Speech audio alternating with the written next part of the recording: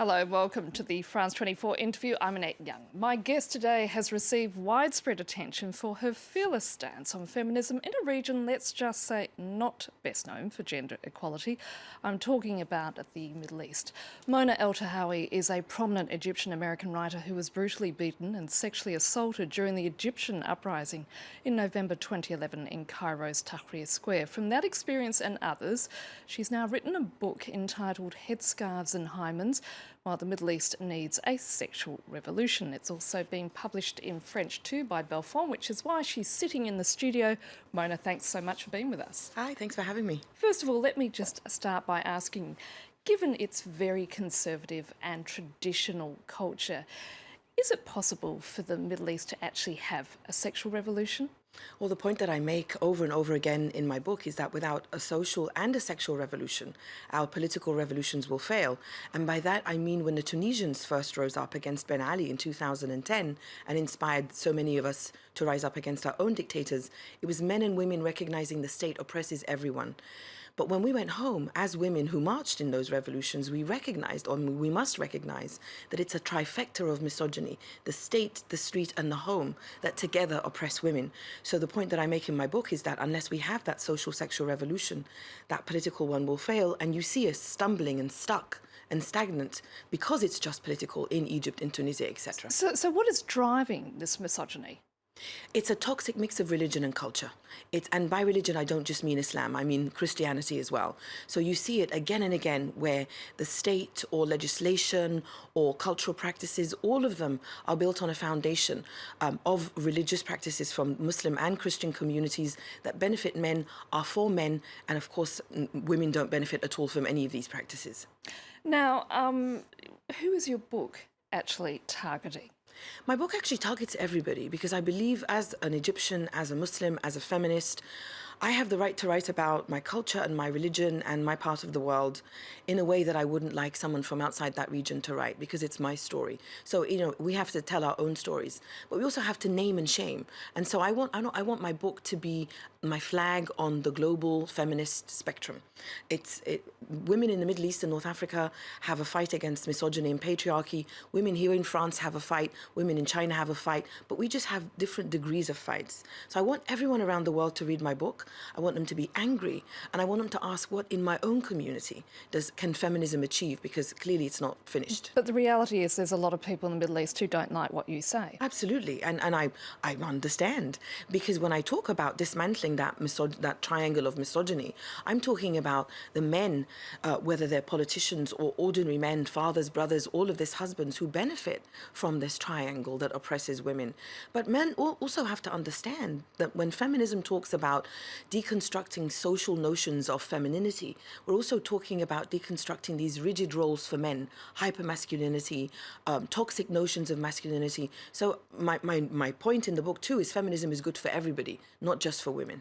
Now, the thing about the Arab Spring, it was really anything but for the women of the Middle East. I mean, if anything, we've seen limited reforms roll back and we've seen a surge in sexual harassment. Have we passed the point of no return? No, I believe we began something irreversible, but we have to recognize that these revolutions that began were not about gender equality. They had nothing to do with gender. They had to do with people wanting a life free of police brutality and recognizing that the Mubarak in the presidential palace oppresses everyone.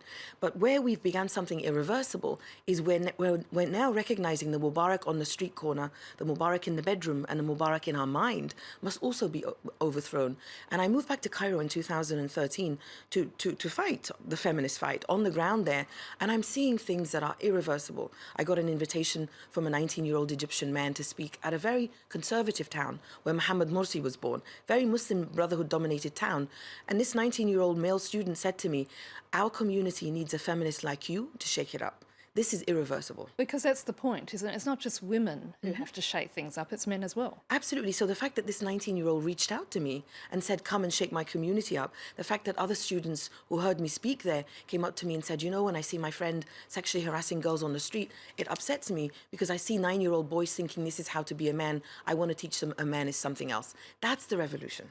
Now, at this point, I want to talk about yourself because there was a period in your life where you were wearing the hijab. So what made you stop wearing wearing it? Well, I chose to wear it at 16. I chose to take it off at 25, but it took me 8 years to take it off. And that's really important because we often get stuck on this word choice when we talk about veiling in general. And I took it off. I stopped believing it was a religious requirement. But I also took it off because I realized that whereas at first I presented it as a feminist choice, I began to realize the way that basically the veil had become, like many people say, the sixth pillar of Islam. That's why I called my book Headscarves and Hymens. It's a very potent symbol, isn't it? For Muslims and non-Muslims. So I was frustrated that in my own community and outside, I was reduced to my headscarf. And that's why my book says I'm more than my headscarf and I'm more than my hymen. Now, another feminist critic of Islam, the Somali-born activist and author Ayaan Hirsi Ali, has called for a reformation of Islam. But you don't agree with that argument, do you? No, the distinction I draw between me and Ayaan is that she has said that she's left Islam, which is absolutely her right. My fight is within Islam. My fight is as a Muslim and as a feminist. And what I want to do is I want to turn everything upside down. I want revolution. I don't want reform. And so what I'm calling for in my book is this dismantling of this toxic mix of culture and religion, but the state, the street, and the home, and having this social sexual revolution that questions everything, questions the church and the mosque, questions the way that both of them uphold this triangle of misogyny, because I want absolute equality and freedom for women. Isn't there a danger, though, that feminism is seen as very much a product of Western culture? Absolutely, and I address that head on, and I'm glad you asked me this, because we have a long and proud heritage of feminism in the Middle East. We have a word for feminism, nasawiya, in Arabic, so I don't have to use the word feminism.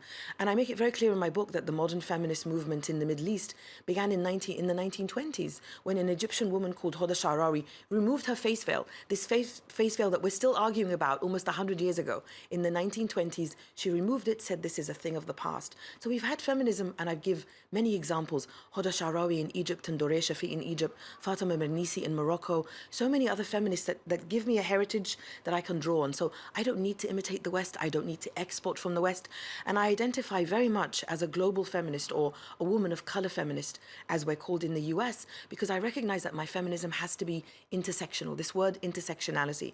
I'm not just fighting misogyny, I'm fighting misogyny, racism, homophobia, classism, so many fights that as a woman of color, as a global feminist, I have to fight. So it's not about being white or Western, it's about being a global feminist. But that's a tough call when you outline all those various fights that you are confronting. That must take a toll on you. It's exhausting. It's exhausting, but it centers the fight along those intersections of, so I can go to Tunisia, I'm going to Nigeria, I'm going to India, I'm going to Pakistan. And the reason that I'm going to all those very non-Western countries is because they recognize that global feminist struggle that I'm calling for is very much their struggle. So that's the only way I can fight for feminism, because I recognize that there's a very racist political right wing here in France, for example, that wants to use my words against the men of my community. I tell them I want nothing to do with you. I'm fighting that right wing, and a right wing within Islam, which is very misogynist and wants to silence me because of this right wing. So I want none of these allies. They are my enemies. And my fight has to be on all those levels, as exhausting as it is, because that's the way to freedom. So what needs to be done? If you were there and you're addressing these young women and men in countries across the Middle East and North Africa, what strategy would you outline? Right, well, I am there, and that's why I moved back to Cairo. What we need to work on a legal level. So we need to change the laws. We need to have laws that protect girls against female genital mutilation, for example, protect women against domestic and sexual violence. We need social change. We need boys and young men on the street to recognize that public space is not theirs, is mine too. In the home, because this is where the fiercest revolution will take place, because that's where Mubarak in the presidential palace and Mubarak on the street, he goes home. So that's where the real revolution must begin. And in Cairo, one of the things I did was I set up a support group for women. And I would ask the women in my group, what has the revolution changed for you? And they'd say, it's taught me to go home and say no. I demand. This word, I demand.